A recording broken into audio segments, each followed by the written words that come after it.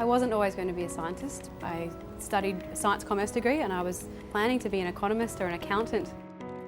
And it wasn't until the end of my degree that I decided that actually the thing that grabbed me the most really was the geology.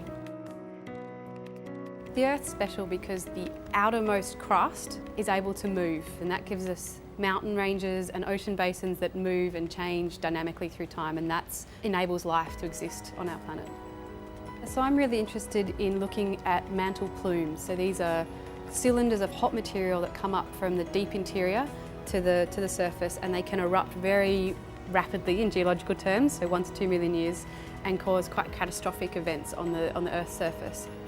I'm interested in a plume that was most active 100 million years ago in the Indian Ocean, and whether this plume might be involved in the breakup of India, Antarctica and Australia. And we needed some new data that you can only collect with a ship. So we went out on the Southern Surveyor offshore Perth to collect this data to try to understand how the Indian Ocean basin formed and how India left Australia and moved across the Indian Ocean towards Eurasia.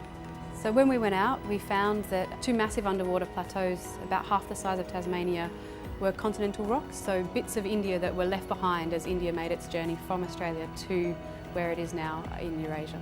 Everyone was very excited.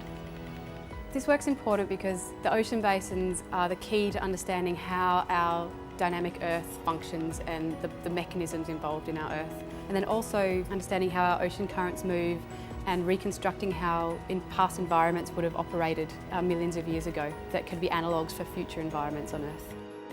The L'Oreal Fellowship is really important for analysing some of the rocks that we collected in 2011. We're going to use the money to pay for a whole bunch of mineral analyses to help us understand when the rocks formed, and it's just exciting in general to have your science recognised.